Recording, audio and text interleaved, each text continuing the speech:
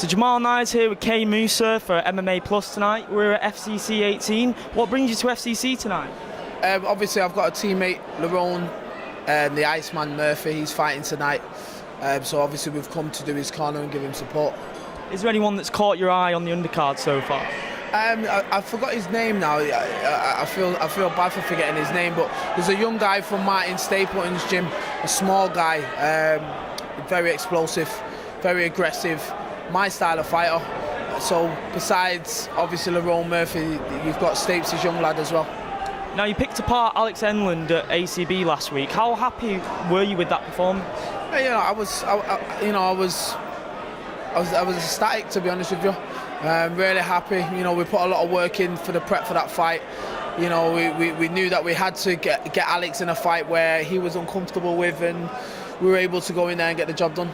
There's been a lot of talk online about you potentially going to Cage Warriors and the Paddy Pimblett fight. Does your contract with ACB still stand as of now, or are you looking at other options?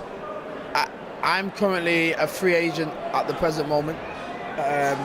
Obviously, my loyalty lies with ACB. ACB is a great promotion.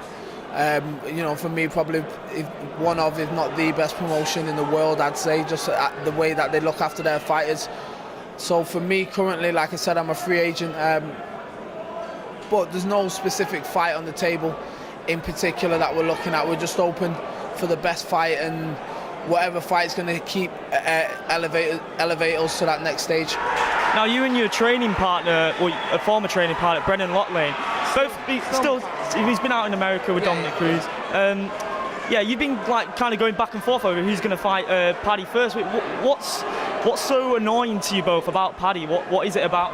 Well, there's nothing in particular, and to be honest with you, that fight has never really been. I don't feel like I'm going to sink everyone's ship here, but there's no real fight for me and Paddy. The fight is Brendan and Paddy. That's Brendan's fight. That's a fight that Brendan wants, and it's just a fight where you've got to understand, as competitors, we want to beat people who are regarded higher level opponents than ourselves. And the fact that Paddy is ranked a bit, I think it's one place above Brendan, makes him a target, and he's someone that Brendan wants to fight, and it's someone that we're confident that Brendan will get the win over. Well, we know Brendan will get the win over him, so it's a fight that needs to happen. Like we said, Brendan's been out in America training with Dominic Cruz. Have you been keeping in contact with how that's going? How's it been going?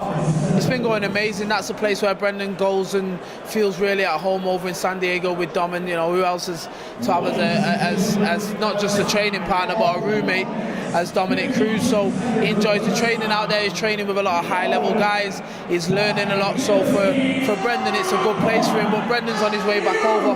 He'll be back here Wednesday. Is a training camp overseas something that you'll potentially look at over the next year? Yeah, there's always a possibility of us mixing stuff up. Look, we're with our coach Tony Mousah, and obviously with Carl Prince, and obviously I work with Andrew Devent and Tom Blackledge. But we're open-minded as a team to allowing our fighters, myself or Brendan, to travel to different places, not necessarily to go and find somewhere better than what you've got at home, but just more to mix it and test yourself in the gym against higher level opponents. Now, there's an amazing setup at ACB. They've obviously got Frank Mir in. Has he offered you any advice for your career? I mean, he's had an amazing career himself, hasn't he? Yeah, Frank's a wonderful guy, a great guy. I've got a lot of respect for Frank. Frank has given me advice, just generally how to act as a professional MMA fighter, and how to focus when you go into the cage. There was a bit of talk.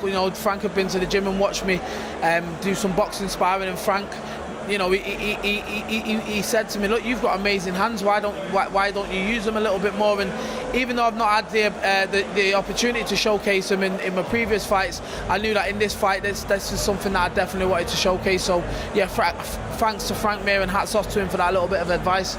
Is he one of the guys that you looked at growing up as one of the pioneers of the sport? Of course, Frank Mir is a legend in the sport, heavyweight champion of the world.